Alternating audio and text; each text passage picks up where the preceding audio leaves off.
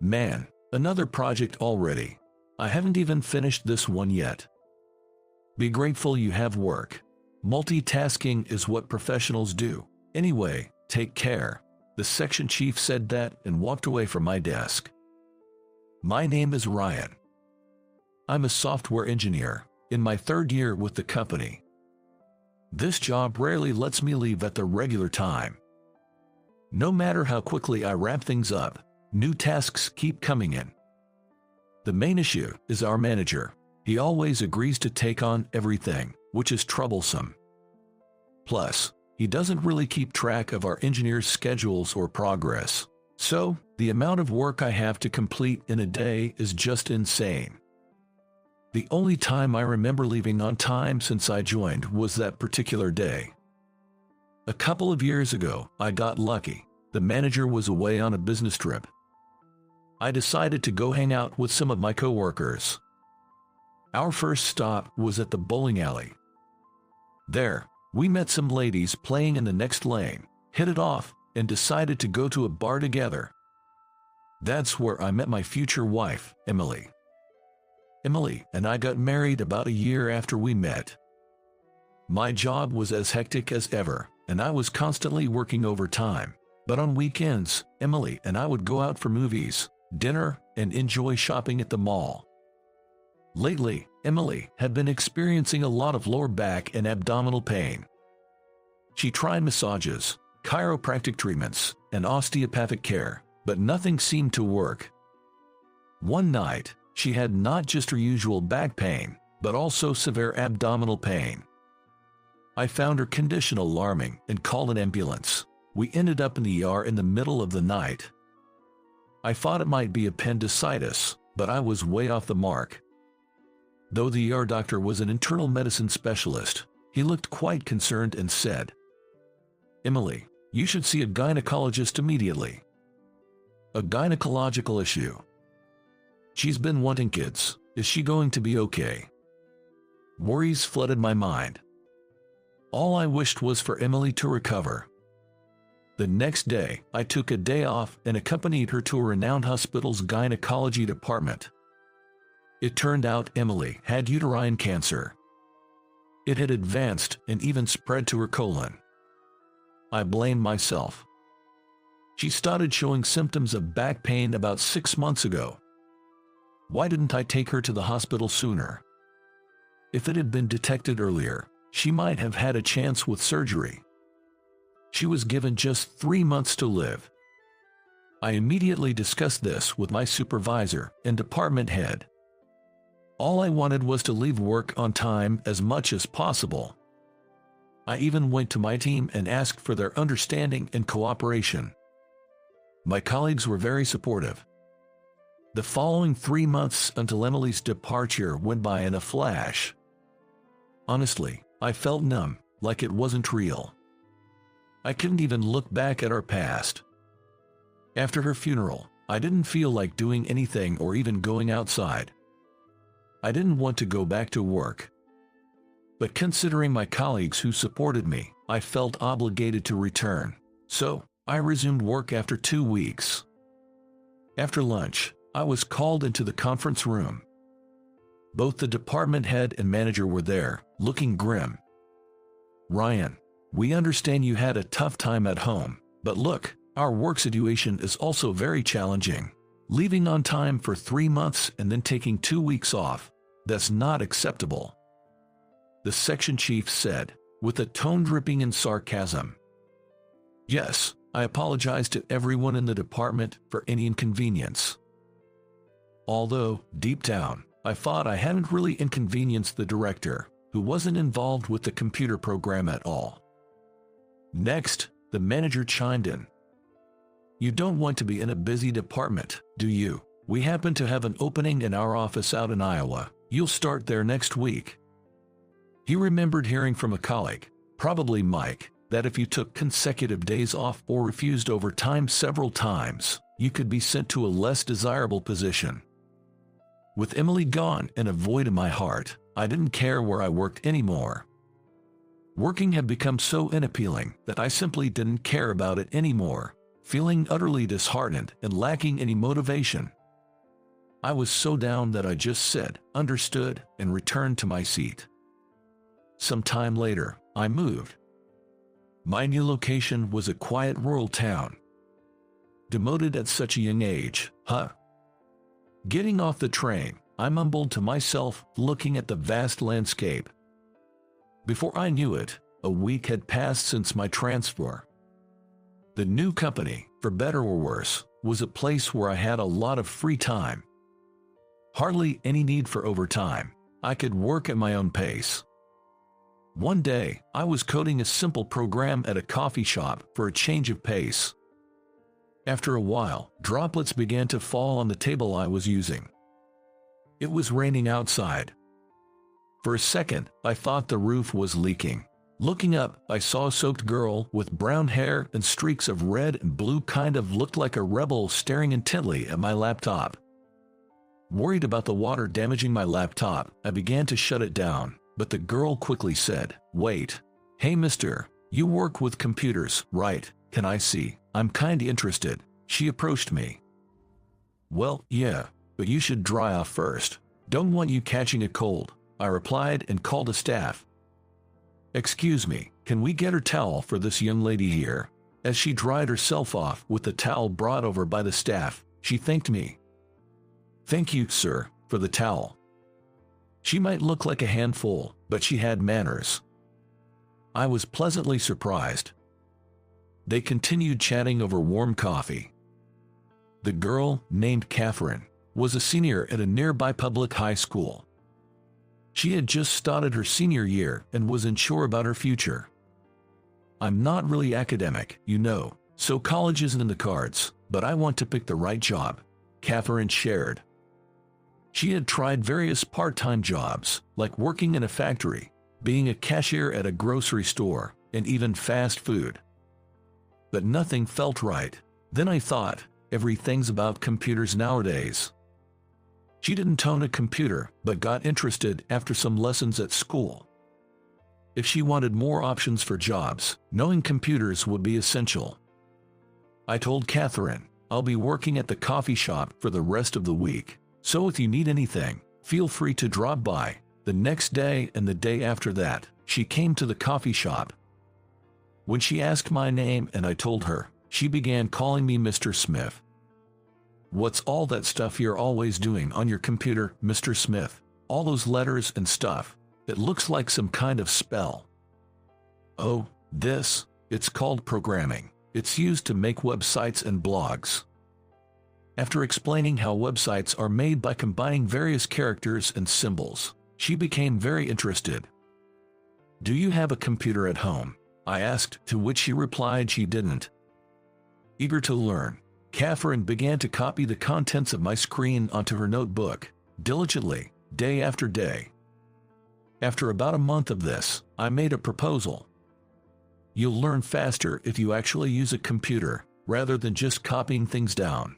We've got an old laptop at the office we were gonna toss out. Want to use it for studying?" Her eyes lighting up, Catherine exclaimed, "Really, Mr. Smith? I can have it." "Yeah, it's old and not the best, but better than nothing," I explained. "That's fine.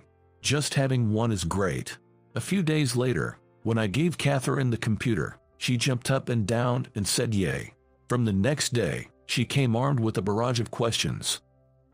She was diligent, buying books to study from, and bringing a notebook filled with questions to go through. Thanks to that, she was able to launch a small website just 6 months later. "Hey, I can use this as a reference for job hunting," she said with a gleaming smile, obviously delighted. With job interviews just days away, Catherine dyed her hair jet black. "Catherine, you look so professional. Just for now. Once I secure a job, I'll go back to being stylish," she said with a bashful smile, slightly pouting. "Good luck with your interviews." "Thanks," Catherine replied, flashing a peace sign with a big grin. 2 weeks later, while I was at our usual coffee shop, Catherine burst in excitedly. Ryan, guess what? I got a job offer." She reported the news with a radiant smile, as if a flower had blossomed on her face. I replied, "That's great. Congratulations." To my surprise, Catherine started crying, still wearing that big smile. "Ryan, thank you. Getting into my first choice company is all thanks to you. I really appreciate it." Seeing her like this made me happy. To me, Catherine always seemed a bit quirky, but I found her irresistibly charming. Ever since Emily left, there had been a gaping hole in my life, but Catherine slowly started filling it. Soon, I realized I spent more time helping Catherine study than dwelling on memories of Emily. "No, Catherine, I'm the one who should be thanking you. Do you want to go out for dinner next Sunday to celebrate?" She cheerfully replied, "Sounds great." And just like that, it was April. "Good morning." A person from HR greeted everyone as the morning meeting began. "Today, we'll introduce the new employees who will join us this year. All right, all of you, please come forward." The personnel at the back were beckoned to step up in front. What? Upon seeing the 3 new recruits, I almost dropped the documents I was holding. Among the new hires, there were 2 men and 1 woman. The sole female employee was Catherine. As Catherine caught my gaze, she discreetly flashed a peace sign with her right hand. Indeed, Catherine had joined the IT department I was a part of. "Good morning. You surprised me. I thought you'd start at the company where you got your job offer. I was planning to ask you how you were doing once you settled in. I was worried," I told her. She giggled. "Haha, be prepared to work hard, okay? Please go easy on me." Catherine stuck her tongue out playfully and smiled. Every time I saw that smile, it warmed my heart. Asked if I had romantic feelings for Catherine, who was 7 years younger, I'd honestly be unsure. But one thing's certain, she's a special presence in my life. On the morning of the new fiscal year, seeing Catherine's face was a surprise, but it gave me a new goal: to nurture this adorable girl into a full-fledged programmer. I felt that my life, which had been just a daily routine of doing the work in front of me, was now filled with a sense of purpose. When I got home that night, I looked at a picture of my wife and talked to her. "Ever since you left, I've been like an empty shell. You must have been worried about me." But after coming to this countryside town and meeting Catherine, teaching her about computers almost daily, I've been distracted from my sorrow. I wonder if you're jealous, watching over me and Catherine. I'll do my best to be a reliable senior, so please watch over me. I will walk firmly forward so that you can rest assured. With that, I silently made a promise to Emily. In the photograph, Emily seemed to smile gently at me, as if saying, "That's right, I'm cheering for you." That's the feeling I got. Good morning. Early in the morning, after returning from my daily jog, an unfamiliar woman greeted me. In the morning sunlight, she stood smiling, a tall woman with long black hair and distinctive elongated yet round eyes, somewhat like a cat's, making her look like a model. "Excuse me." Surprised to be greeted by such a beauty so early in the morning, I looked around, wondering if she was really addressing me, and started acting a bit suspicious. Seeing this, she gave a slight laugh. "I'm Sandy Miller. I moved in next door yesterday. Sorry for the late introduction. Nice to meet you." Her high-pitched voice was as clear as a bell when she said this. Then she gave a slight bow in my direction. In that moment, a sweet and refreshing scent tickled my nose. It must be her perfume. "Oh, I'm Jake Smith. I teach part-time at that all-girls school you can see over there." Not knowing what else to say, I blurted out a brief introduction. Sandy looked in the direction I pointed. "Oh, the one with the church," she murmured. "I work at a Catholic all-girls high school, which, although small, has a wonderful stained glass church. You can slightly see its roof from this apartment." "You're a teacher. That's surprising. You don't look like one at all," she said with a mischievous grin. I could only scratch my head in response. I've always been told at school that I don't quite seem like a teacher, and people I meet for the first time apparently can't imagine me in that role. Maybe I lack a bit of authority, I said, half jokingly. She narrowed her eyes playfully. Please, call me Sandy, Mr. Teacher.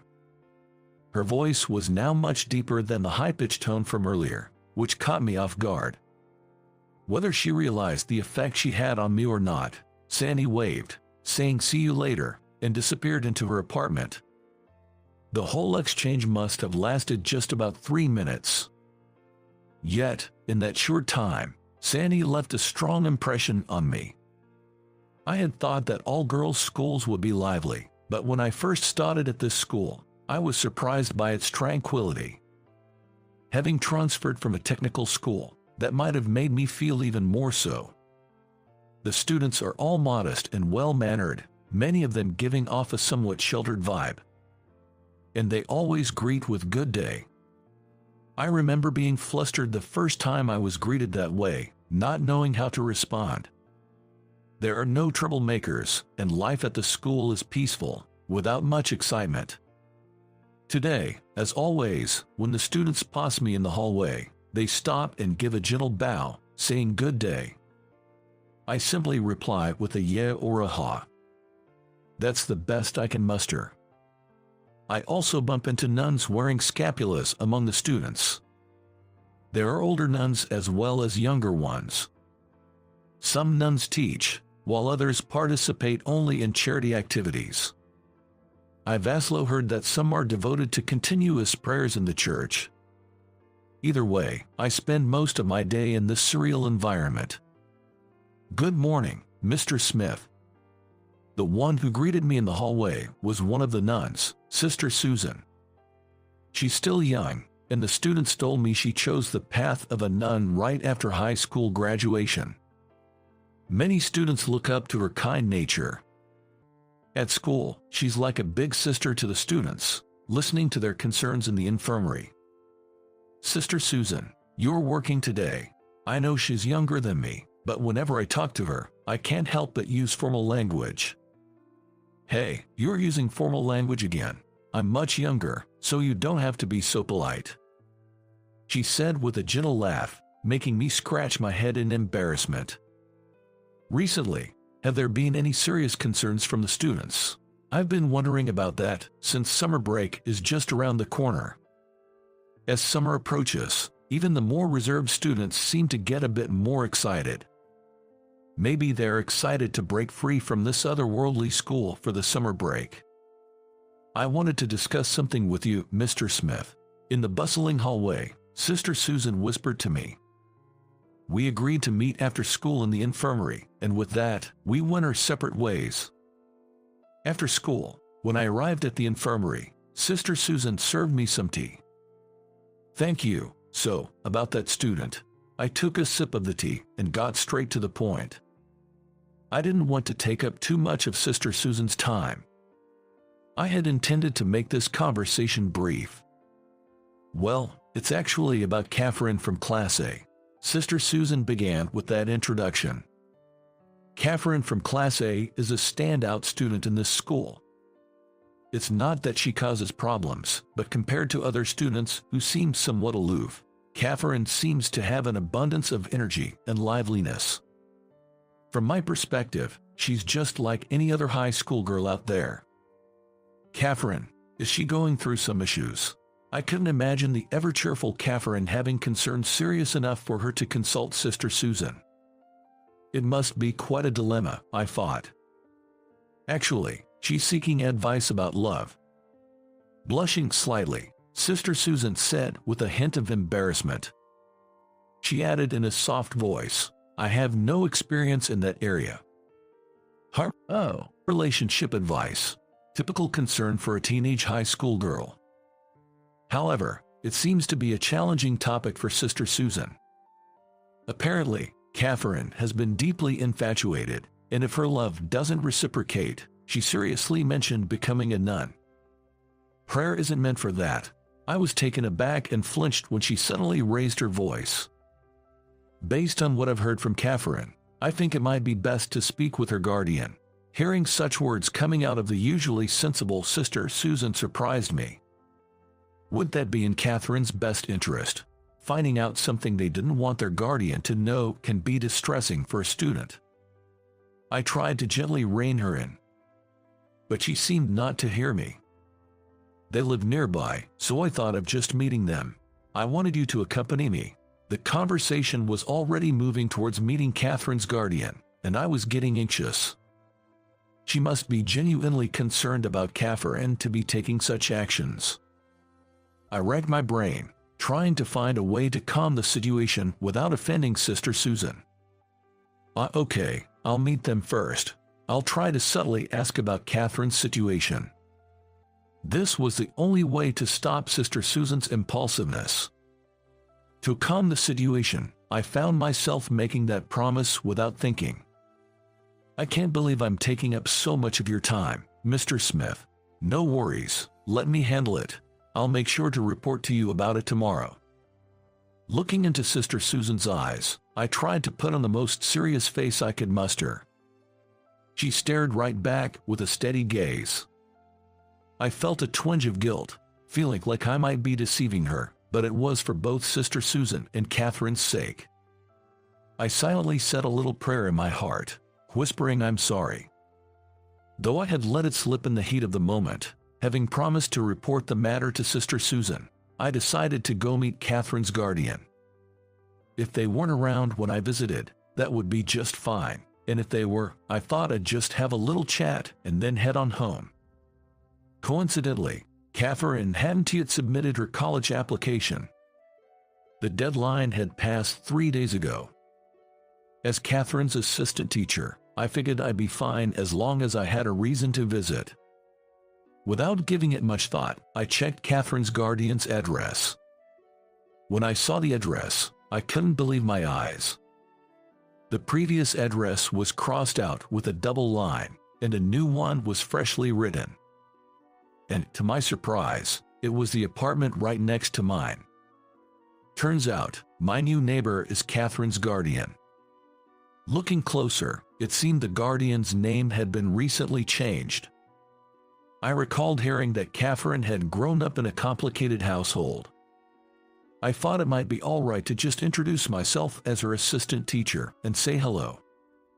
I felt a bit more at ease. When I rang the doorbell of the apartment next door, I wasn't very nervous. The door clicked open, and Sandy peeked out. "Hi, it's Jake Smith from next door." I had planned what to say, but the moment I saw Sandy's face, I got nervous and forgot. I think I was obviously acting suspicious. I just had a little something to ask. My tone sounded like a police interrogation. I noticed Sandy looking at me with an amused expression. Seeing her reaction, I regained a bit of composure. "Sandy, are you Catherine's guardian by any chance?" As I stammered out the explanation, she nodded slowly. "My family's a bit complicated. All my siblings have different mothers. Of course, the mothers of Catherine's and mine are not the same, but neither of them wanted to have Catherine, so I became her guardian." Sandy said that in one breath and then looked at me with a challenging gaze. I could sense her determination, wanting to be taken seriously as a young guardian. It's not about the qualifications as a guardian, but Catherine hasn't submitted her college application form yet. I quickly blurted out the excuse I had prepared. Sandy then said, and scratched her head, looking relieved. "I've told her she should go to any college she wants, but she seems hesitant." She seemed to know about the missing college application form. Then, adding, "We shouldn't be talking here," Sandy invited me inside. Her room was, well, quite sparse. She might be a minimalist. However, there were several piles of thick books. I had assumed she was a student, but apparently not. "Here you go." She handed me a glass of iced tea, which I gratefully accepted. I sat on a cushion, while she settled into a computer chair. "Any other issues regarding Catherine?" As I took a sip of my tea, Sandy spoke up. Caught off guard, I struggled to respond. Visiting a guardian's home just for college guidance. I've never heard of that. Did something happen to Catherine? As she stared intently at me, I felt like a deer caught in headlights. There was no hiding anything. I gave up and decided to be honest with Sandy about what I had heard from Sister Susan. Of course, I emphasized that I wanted it kept a secret from Catherine. Sandy listened quietly, only nodding occasionally to encourage me to continue. She had a certain presence and authority about her, making it hard to tell who was the older one here. According to Sister Susan, Catherine expressed her intention to live with a certain young man right after graduation. She wanted to start living together as soon as they left home, but with college on the horizon, that seemed challenging. Why? Because that young man is a junior in high school, a year younger than Catherine. Catherine told Sister Susan that she was prepared to support him financially. Really? Catherine said that. After hearing the entire story, Sandy paused, eyes cast downward in deep thought. It seemed like she knew the guy Catherine had feelings for and looked troubled by the situation. I truly wish for my students to follow their own paths in life, but right now, she seems like a ticking time bomb. I wouldn't be surprised if she ran away from home. I honestly expressed what I had felt when I talked to Sister Susan. I couldn't tell Sister Susan, as it might have caused an uproar, but I do believe this situation carries that kind of risk. Thank you for discussing this with me. I'm grateful to have gotten to know a bit about Catherine's feelings. Could you leave this matter to me for now? Sandy stood up from her computer chair, deeply bowing her head towards me. A gentle scent of shampoo filled the air. Of course, you're Catherine's guardian after all, but if there's anything I can help with, please don't hesitate to ask. I quickly said, please, lift your head, upon which Sandy looked up with a playful grin. She seemed to have so many expressions. The face she had when we met this morning was like a different person's, and her current smile resembled that of a young girl receiving praise. I wonder how many sides there are to her. My interest in Sandy grew stronger. A week had passed since I discussed Catherine's case with Sandy. I told Sister Susan that I had already spoken with Catherine's guardian and asked her to keep an eye on the situation. As for Catherine herself, she hasn't handed in her college application yet. Her homeroom teacher, aware of her complicated family situation, is willing to wait a bit past the deadline. When I got back to my apartment after work, I noticed the window of Sandy's room next door was slightly open. Did she forget to close it, or was she letting in some air because it was hot? Seems a bit careless, I thought. I should subtly remind her the next time we meet.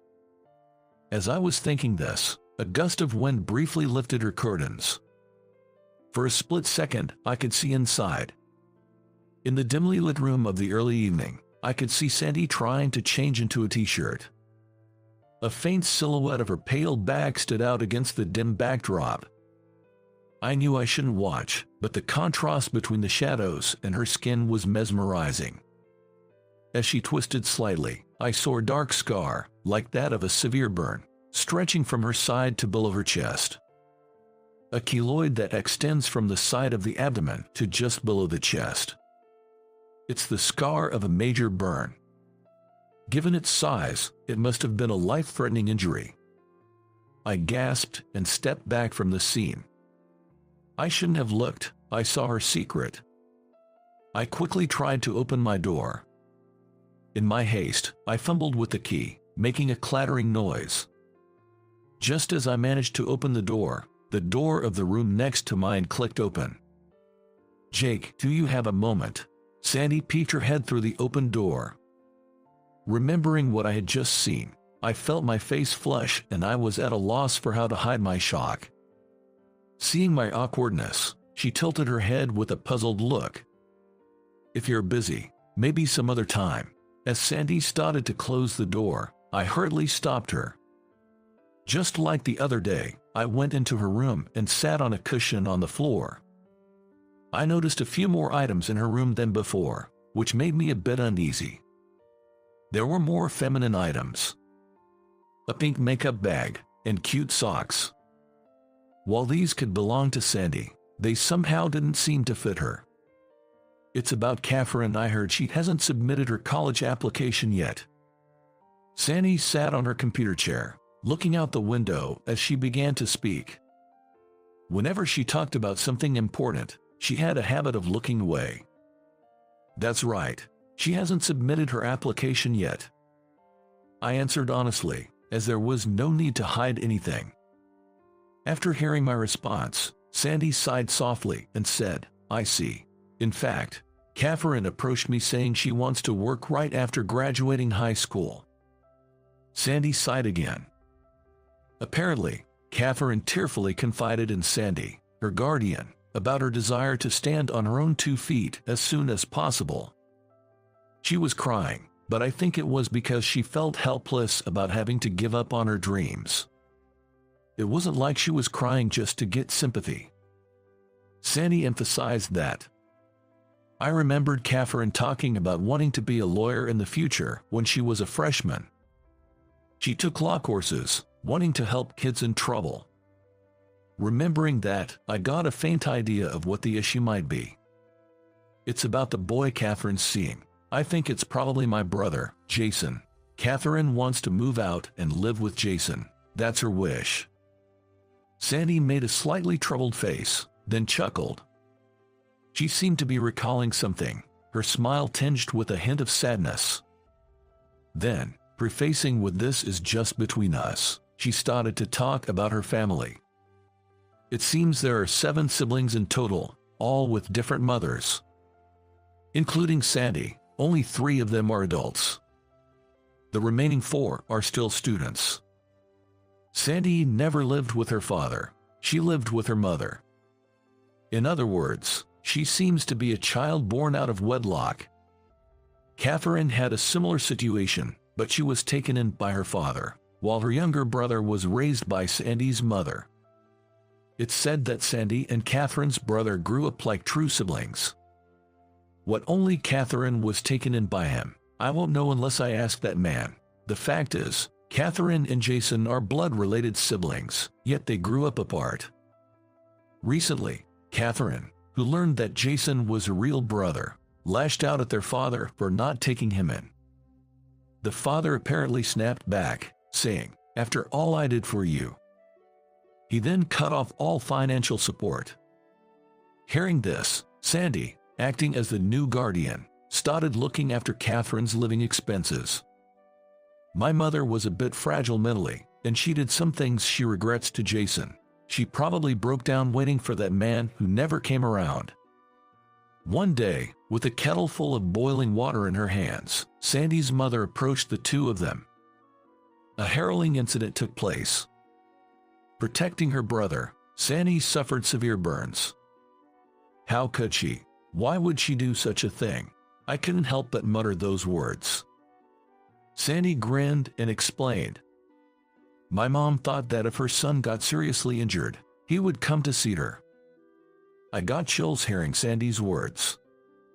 I never imagined that such a passionate feeling could exist in this world. Just thinking that I have the blood of such a woman gives me the creeps. Sandy smiled beautifully, as if reading my thoughts. Her intensity might be that unique aura possessed by those who have been through some real ordeals. Jake, can you please help guide Catherine? Sandy bowed deeply to me. Then, the front doorbell rang, and the door swung open. Sandy, I'm home. The one entering with a cheerful voice, calling out Sandy's name, was none other than Catherine.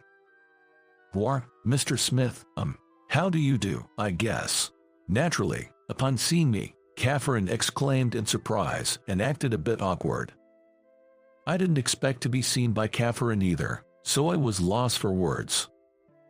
Mr. Smith is here because he's concerned about your future and came to discuss it with me, your guardian.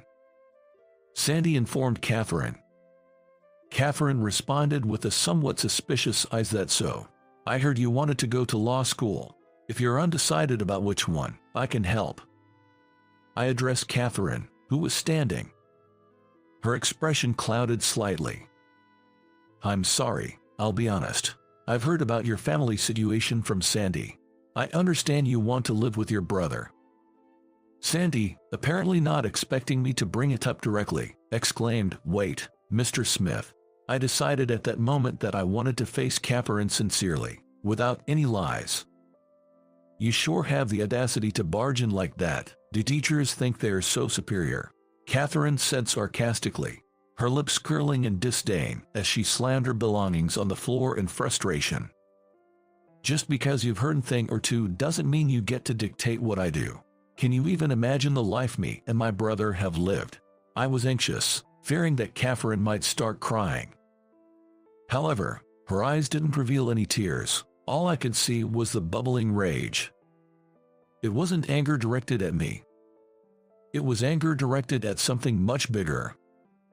Anger towards her parents, towards adults, the system, the world at large.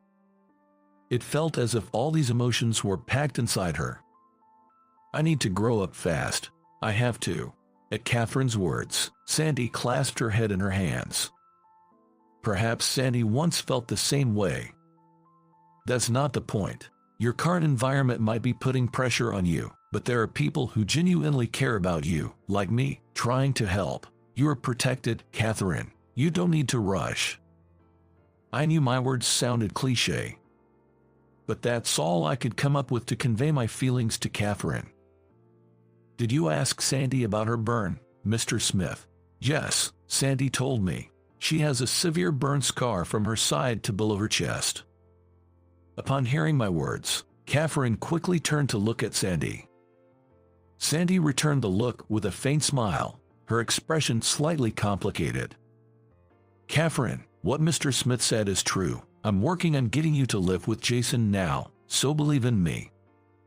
Sandy tried to comfort Catherine gently. If you study properly in college and gain some more knowledge, I believe you can help many more kids like us. We're counting on you, both Jason and I. At Sandy's words, Catherine nodded slightly. And you're sure this is okay? She asked in a trembling voice. You're worried about the tuition fees and stuff. I do have a job, you know. Upon hearing a surprised voice from Sandy, Catherine also exclaimed, "What?" It seemed that Catherine had mistakenly thought Sandy was unemployed. But you're always home, they exclaimed in surprise. Sandy's job is apparently translating philosophical books. She mostly works from home, so she seldom goes out. Jumping to conclusions as always, aren't you, Catherine? You need to be more observant. Sandy sighed in exasperation. I couldn't help but laugh out loud. It seemed that having a good conversation could bridge any gap. If you don't talk, misunderstandings don't get cleared up, and you can't convey what you feel. Sandy, I'm sorry. I promised it would be between us, but I broke that promise right away. Feeling guilty after laughing, I sincerely apologized to Sandy. She pondered for a moment, placing a finger on her chin, and then smirked. Mr. Smith, how did you know the exact location of my burn? I don't recall sharing that specific detail. Sandy's eyes sparkled mischievously as she tilted her head and asked. Well, that's... I was flustered, and Sandy grinned even wider. Catherine, her face turning beet red, covered her mouth and asked, Wait, are you too? You know, I tried to deny it, but words failed me, fearing I might dig myself deeper. You're going to take responsibility, right, Mr. Smith? With a playful smile similar to the one she had when we first met, Sandy looked deep into my eyes. I'll do my best. At my response, both Sandy and Catherine shared a laugh. And true to my word, 3 years later, I took responsibility and placed a ring on Sandy's finger. Meeting her was a stroke of fate, and I consider myself an incredibly lucky guy to have found the best partner in life. On a spring evening, cherry blossoms faintly glow in the light of the street lamps.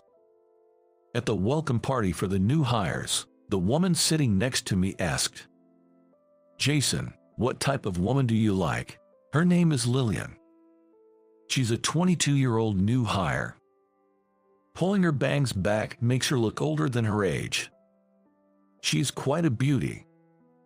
I'm Jason, a 45-year-old single office worker. Far from being handsome, I have an unremarkable face, a bit of a belly, and a slightly chubby build. Lately, my hair has been thinning too. My biggest insecurity is my short height.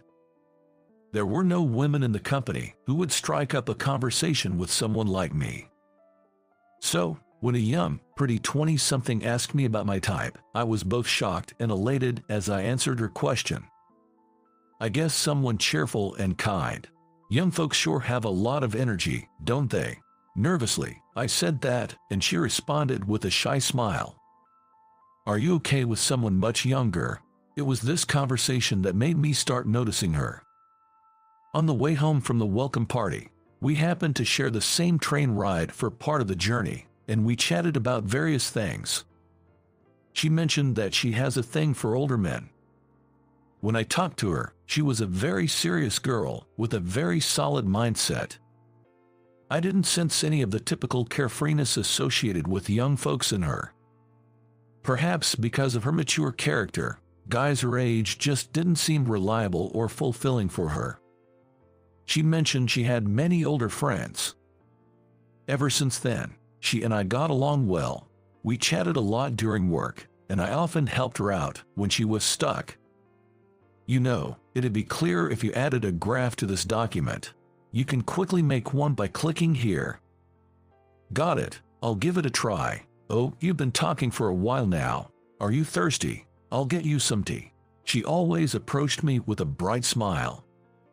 Her smile was incredibly captivating, and I found myself growing fonder of her day by day. Then, one day, I mustered the courage to ask her out for dinner.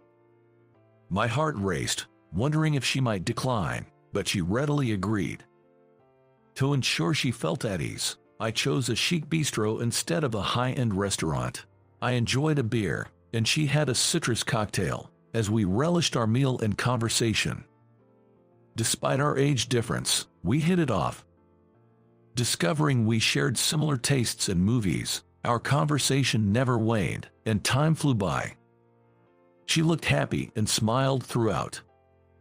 As we walked toward the train station on our way home, she turned to me and said, would you be interested in dating me? Excuse me, I couldn't believe my ears. For a plain and impressive older guy like me to be confessed to by a woman, especially by someone as young and lovely as her. It felt so unreal, almost like a dream. Of course, I immediately said yes. Is this really not a dream? Making sure she couldn't see, I discreetly pinched the back of my left hand with my right. Ouch. This is definitely real. No doubt about it. For someone like me, who's never been popular with the ladies, she became my very first girlfriend. I often wondered what she saw in an average-looking guy like me. She told me it was my kind and earnest personality, and the fun times we shared together that won her heart. From that point on, every day felt as if I were in heaven, with everything shining so brightly around me.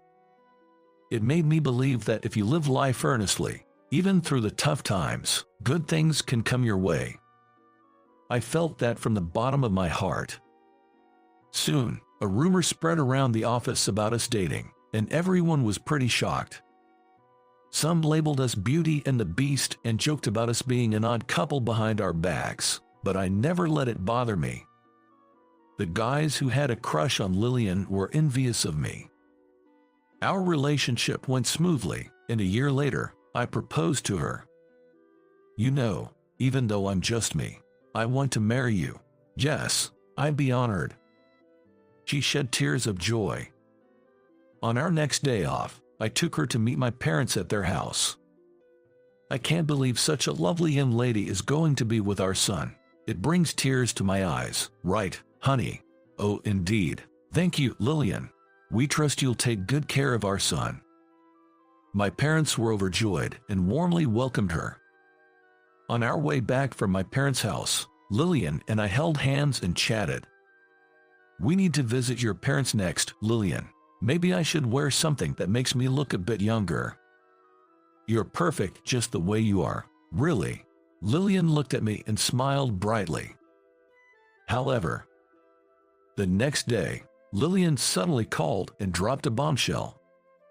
"We should break up." "What? Why? What happened all of a sudden?" I was stunned, and when I asked for a reason, she hesitantly began. "Last night, I called home and told them about our plans to get married, and well, they were against it. Especially her father," she said, "was strongly opposed to our marriage. The reason is our age difference. I guess that makes sense. It might be inevitable. There's a 23-year age gap between us. I heard that her parents are even younger than me. If my precious daughter told me she wanted to marry a man older than me, a man of uncertain character, I'd definitely be worried." She cried, saying that we can't get married if her father opposes it. "You know, that's why I think we should break up. Instead of being with someone who can't marry, you should find someone else better and get married." "No way. He'll think I can't marry Lillian. Even though I love her so much, I can't imagine marrying anyone else. I absolutely don't want to break up. I won't give up," I said to her, comforting her. "Can you at least let me meet your dad once? I want to let him know how serious I am about this. If we sit down and talk face to face, I'm sure he'll understand." "But Dad said he doesn't want to meet you, and he's a very stubborn man. Even if he did meet you, I really think he wouldn't allow our marriage." I desperately tried to persuade her. "Don't give up. You want to be with me too, right? Of course, I want to be with you more than anything, but it's impossible. I can't go against my father's wishes," Lillian said, breaking into tears again. "Lillian, please don't cry. Just let me meet him. We won't know unless we try. I promise I'll do my best to convince him. No matter how slim the chances, let's believe and give it a shot." After a while, she finally stopped crying and said, "All right, I understand." A few days later, on Sunday, we decided to visit her home during the daytime when we knew her father would be there, without giving them a heads up. When we arrived, she unlocked the front door and went inside. I followed behind her. She called out to her father, who was in the living room. "I'm home." "Lillian, what's going on?" Coming and announced like this, Lillian's surprised father turned to face her as she spoke. "Dad, I've brought someone I want you to meet." Following her, I stepped into the living room, my palms sweaty with nerves. "Hello, I'm so sorry for the sudden visit. My name is Jason, and I've been seeing Lillian." I bowed deeply to her father in respect. I then lifted my head and looked him straight in the eyes. I was prepared for him to possibly punch me. Every muscle in my body tensed up. However, looking at me, his eyes widened in surprise. Then, with a loud voice, he exclaimed towards me, "Wait, aren't you Big Jason? It's Big Jason, right?"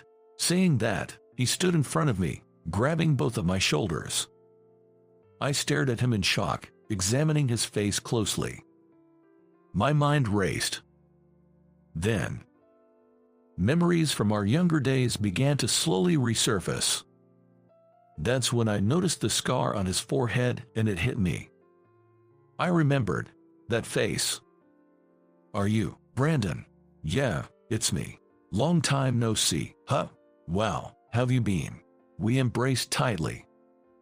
Brandon was my childhood friend. He used to live in my neighborhood.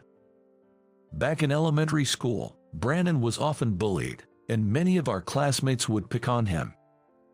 I always stepped in and helped him out. It was the same the first time we met. Brandon was surrounded by 4 or 5 boys, getting hit with sticks and kicked. I shouted, "Stop it," and rushed over, but they just ignored me and continued to attack Brandon. I positioned myself in front of Brandon to shield him, taking their blows myself. I fought back, swinging my fists, but I was no match for them. After they had their fill of tormenting me, they eventually stopped and left. That's when we both had big scars on our foreheads. "You okay? Does it hurt?" When I asked Brandon, he replied, "Yeah, I'm fine. Thanks for helping. But why did you defend me? You can't just leave someone in trouble, can you?" That's how I responded. It was a lesson from my dad. He always told me, if you see someone in need, help them out. It had become a part of me. That day, I took Brandon back to my home and tended his wounds. From then on, Brandon and I started hanging out together. I was the only friend Brandon had. Brandon's home was a single-parent household, and his mom was always working late, so Brandon often spent time at my house. He often had dinner at my place too. Both Brandon and I were only children, so it felt like we had got a sibling, and it made us happy. We did homework together and shared snacks. In the summer, we went to the pool, had watermelon smashing games, and set off fireworks in the yard, and in the winter, we roasted marshmallows on an open fire and built snowmen when it snowed. I made so many fun memories with Brandon. But just before I was about to start middle school, my family had to move because of my dad's job transfer. When I told Brandon about it, he cried, "If you're gone, who'll I play with? I'll be lonely." "You'll be fine, Brandon. I'm sure you'll make new friends." I patted Brandon's shoulder and said, "We'll write letters, we promised as we parted," but in the end, the correspondence faded after just a few times. Come to think of it, Brandon mentioned in a letter from a while back that he had become friends with a new kid who transferred to his school. He's probably getting along well with his new buddies. I was also busy adjusting to my new environment. We continued to exchange holiday cards for about 10 years, but eventually, even that stopped. I think the last card mentioned something about him getting married. I can't believe Lillian's dad is Brandon. What a shock. I was just as surprised. We laughed and playfully slapped each other on the shoulders. Lillian looked at us with a surprised face. "Take a seat. Let's have a drink tonight," Brandon said, gesturing for me to sit down. Lillian and I took seats across from Brandon. His wife brought out beer and glasses from the kitchen. We poured the beer into our glasses, and Brandon took the lead for a toast. "Well then, here's to celebrating my reunion with Jason, and also to Lillian and Jason's engagement." "Wait, Brandon, are you okay with this?" "Of course I am. I know exactly the kind of person you are, Jason. You might not have been the best at academics or sports, but you've always had a strong sense of justice and were sincere and kind. I can trust my daughter with someone like you. Age doesn't matter. I realize that now. I'm relieved. Thank you, Brandon." "Thanks, Dad." Lillian was also overwhelmed with joy and shed tears. That night, Brandon and I shared drinks and reminisced about the good old days. 6 months later, Lillian and I had our wedding. Of course, both our families and all our parents were in attendance, celebrating with us. Lillian looked absolutely stunning in her wedding dress. She was way out of my league.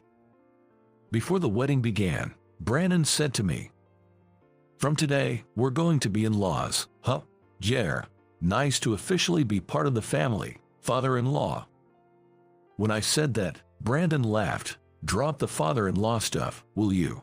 It's such a strange feeling, reuniting with an old friend like this, and on top of that, becoming related by marriage. And right next to me is my beloved wife." "I'm so happy," I whispered, to which Lillian replied with a bright smile. "I'm happy too." She smiled and gently touched her belly. Inside Lillian's belly, a new life is growing. I can't wait to meet this little one. I want him to be happy for sure. Yeah, let's make a happy life, the three of us.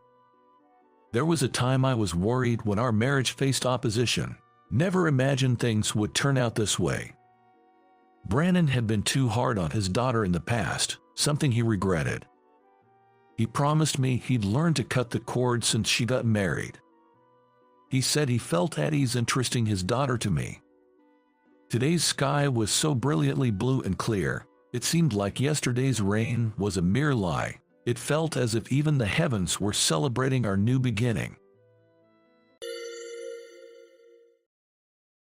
The CEO passed away. His funeral will be done in 2 days. It was just 2 days ago that I received this shocking news. It was from my boss at the headquarters in New York, the one who had transferred me to a less desirable position. "You better be there," he emphasized. Well, of course, every employee would attend the CEO's funeral, no matter their position. But I was exasperated by my boss's typical attitude. Today, I left the suburban branch of the food distribution company I'd been transferred to and arrived at the nearest station to the funeral venue. Looks like I'll make it on time. As I was thinking that and about to pass through the station gates, I spotted a woman struggling at the ticket booth, pushing a wheelchair. The station attendant, who looked like she was about to approach, seemed somewhat reluctant. Upon closer inspection, the woman had foreign features, perhaps Vietnamese. In the wheelchair was a young girl, also with Vietnamese features, possibly in elementary school. Mother and daughter, maybe. I was curious, and as I casually approached them, I realized they were speaking in Vietnamese. Actually, I had majored in Vietnamese as my secondary language in college. Though it was just a secondary language, I had taken proper courses and even got certified. I also had experience working at a Vietnamese restaurant. Thanks to being surrounded by native speakers, my speaking skills were decent. Given my background, I decided to approach them and asked in Vietnamese, "Is everything all right?" She looked surprised for a moment but quickly responded in Vietnamese. "Oh, do you speak Vietnamese?" Relieved that she understood me, I nodded. "Yes, I learned it in college. I can speak a bit. I thought maybe I could help if you had any issues." Her eyes lit up. "Thank you so much. I wasn't sure how to buy tickets. I tried asking the station attendant, but I barely speak any English, so we couldn't communicate. I didn't know what to do. It's so good to find someone kind. Could you show me how to buy the tickets?" "Of course, let me guide you." I showed her how to purchase and load a Metro card, and we passed through the gates together. "Thank you so much. You were a great help." They both looked visibly relieved. It felt good to be able to use what I had learned to help someone. "My pleasure. There's an elevator over there. That should make things easier," I pointed out, then noticed something. Oh no. The elevator was out of service. "Oh dear, it seems to be broken." Hearing this, she looked deeply worried. "Oh no, what do we do? We have a very important appointment today." Her cheerful expression darkened. "Should I help carry the wheelchair up the stairs?" I hesitated. Depending on the weight of the wheelchair, it might take too long. And then I might miss the CEO's funeral. I considered asking the station attendants for help, but a quick glance made it obvious they were avoiding eye contact. I didn't want to rely on them. I had to do something. I couldn't just abandon them now. I made up my mind. "Would you like me to help carry the wheelchair up the stairs? Can you carry your daughter on your back?" "Yes, I can. Thank you," she replied with joy. She took the little girl out of the wheelchair, folded it, and tried to lift it. It was pretty heavy. Was it foreign made? Or are American ones this heavy too? I haven't lifted any other wheelchairs, so I couldn't compare. Gathering strength, I somehow managed to carry it up the stairs. "Are you okay?" Even though she was also carrying her child, she kept checking on me. "I'm fine. Aren't you the one who's got the heavier load?" Trying to appear calm, I continued up the stairs.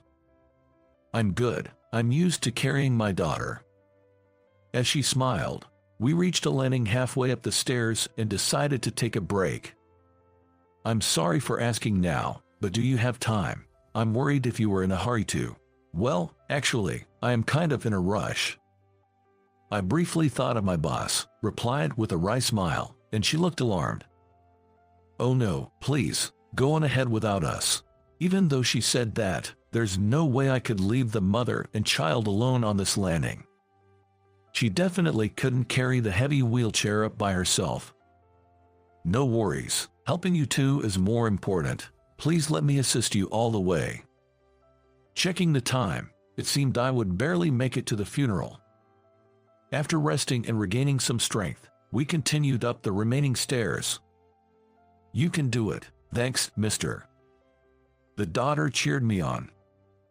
Finally, we made it to the top. "We made it, we're here. Thank you so much for helping. We truly appreciate it." The three of us shared a moment of joy on the platform. Just then, a station announcement sounded. "The train will be departing shortly." Oh no, I instinctively started to run, but the train doors closed and it took off. This is not good. I needed that train to make it to the CEO's funeral on time. Now I'd be late. "I'm so sorry. It's my fault you missed the train." Seeing my distress, she kept apologizing, but I didn't want to make the two of them feel bad. "It's okay, things will work out," I said, trying to reassure her with a smile. While waiting for the next train, I called my boss, but there was no answer. Mixed feelings of relief and anxiety welled up. Once the daughter was back in the wheelchair, we sat on a bench, and I decided to ask a question that had been on my mind. "Do you two live around here?" "We actually just moved here after getting married, but there have been some complications." She hesitated to continue, so I quickly said, "Oh, it's okay. You don't have to talk about it. Sorry for asking." Time ticked away. The next train was in 15 minutes. I sighed, thinking about how my boss would scold me. The thought of being scolded by that boss again made me stressed. As well as being late to the CEO's funeral, just the thought of seeing my boss after so long depresses me. "Do you have any other worries aside from being late?" I was taken aback by her remark. I wouldn't usually open up, but I was at ease and began to share little by little. "I'm sorry for sighing like that. The thing is, I faced some unfair situations at work and was transferred to a branch in the suburbs. I initially had a stable job at the headquarters. That's really sad to hear. It might be strange to say this to someone I've just met, but my boss pinned his mistakes on me, and that's why I'm in this current state. I'll have to see him again soon, and that's been weighing on me. Haha, I'm sorry for sharing all this, but no one ever listened to me before." "No, it's okay. You helped us out. The least we can do is listen." She smiled warmly. "It's a bit embarrassing. I've never shared my work complaints with anyone before. Before I knew it, I was sharing what I had been holding in for so long. I probably wanted someone to listen." Words came pouring out, much to my own surprise. I guess my boss didn't like me, so he falsely accused me of making errors and intentionally got me transferred to a suburban branch right when things were looking up for me at the headquarters. "That's unfortunate. I'm sorry I can't help, but thank you for sharing," she whispered sadly. Just think of it as a regular murmur of an employee. Just talking about it feels like a weight has been lifted. I regretted burdening her with my problems. Wanting to lighten the mood, I changed the topic. "I actually have a dream. I want to produce frozen foods for foreigners living in the US, something authentic that reminds them of their homeland. But I can't do that at the branch I'm currently at. Only the headquarters handle food development. So, one day I want to go back and make that dream come true." "That sounds wonderful. I'll root for you." As we were chatting, the train arrived. I helped them board and we all managed to get on. Coincidentally, We got off at the same station 2 stops later. Thank you for listening. I'm in a rush now, so I'll be on my way. As I rushed towards the exit, I heard, "Thank you, goodbye." They, still getting a grasp of English, waved and thanked me. When I finally arrived at the funeral venue, the ceremony was almost over. As the priest was conducting the prayers, I noticed my boss glaring at me. Oh boy, it's all over. The thought of what's next gives me a headache. I shakily paid my respects and took my seat. After the ceremony, as the casket was being loaded into the hearse, my boss called out, "Hey, I need a word with you." "Yes, sir." The moment we entered a private room, he started yelling. "What do you think you're doing? Showing up late to the CEO's funeral?" "I'm sorry. I was helping a foreign family at the station and lost track of time." My weak attempt at explaining only fueled his rage. "Helping people, and foreigners at that, you should have just ignored them." His shouting was so loud that it seemed to have caught the attention of the others. The vice president and other employees also rushed over. "What's the problem? He was late to the funeral, and I was punishing him." "I see. Being late isn't good. So why were you late?" "He claims he was helping foreigners. I told him he should have just left them be." At that point, a young man stepped forward. "Wait a minute, what's this about helping foreigners?"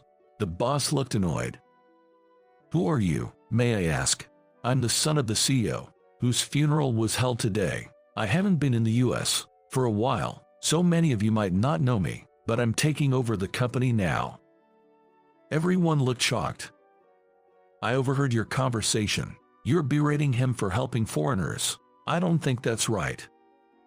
"Well, I didn't mean it like that. I was just pointing out his tardiness." The boss was in a panic. "I can't blame him. After all, my wife is the Vietnamese woman he helped out." With that, the soon-to-be CEO brought out the Vietnamese woman I had just met at the train station. It was unexpected for her to show up, but the real shocker was that they were married. "Our daughter uses a wheelchair due to her leg condition. When they tried to take the train today, they couldn't figure out how to buy tickets. They tried asking a station attendant, but because of the language barrier, they couldn't get their point across. Luckily, he, who speaks Vietnamese, stepped in to help them. Not only did he help buy the tickets, but he also helped carry the wheelchair up long stairs. Despite being in a hurry, he stayed with them until they were on the train. My wife, daughter, and I are all deeply grateful to him. Scolding him is unthinkable." The boss was trembling. I had no idea. I'm so sorry." But the future CEO was livid. "That's not all. You've made some pretty derogatory remarks about foreigners, haven't you? Our company plans to produce more and more products for an international audience. It's problematic to have someone with your mindset. Maybe you don't belong here. Please, don't say that." But his pleas were in vain. "I heard you even resorted to foul play to get him transferred out. You don't need to come into the office anymore." I can't believe this. The boss had just been fired on the spot. The new CEO gave him a cold glance. On the other hand, he had warm words for me. "Thank you for helping my wife and daughter. I intended to drive them here myself, but things came up and they had to take the train. I know about the transfer too. Such things shouldn't happen. Once I become CEO, this company will operate based on merit, not biases." He was passionate in his speech. "I heard you speak Vietnamese. Would you consider working at our headquarters on product development for our international line?" I was surprised. "Really? You're sure about that?" "Absolutely. We need someone with your skills on the team." A dream I'd given up on was about to come true. Overwhelmed with joy and surprise, I found tears streaming down my face. Under the new CEO's leadership, I returned to the headquarters and got to work on developing products for an international audience. Like a genuine bibimbap for Koreans, a hot pot set for the Chinese, and an extra-large spring roll for Vietnamese. There were challenges initially, but with teamwork and determination, we successfully launched these products. When we released them, they became instant hits, and our sales skyrocketed. Our company's sales are on the rise. Well, I'm glad I trusted you with this. The CEO was very pleased. From these accomplishments, I was promoted. I grew close to his wife and daughter after that incident, often dining together. During one of these outings, I met one of his wife's friends, whom I later married. She was Vietnamese, so it became an international marriage. Looking back, it's such a mysterious twist of fate. I'm so glad I took that leap of action that day. Holding my child, I reflect on those moments. I have to keep working hard to ensure happiness for my wife and child, and continue my commitment to product development. You'll be the future CEO, the CEO once joked during a company gathering. I knew he was joking, but those words mean a lot. And I wonder if there's some truth to it, since no one else has been told that. It's a secret source of motivation for me. I'm determined to continue making products for him and for this company. And that's what I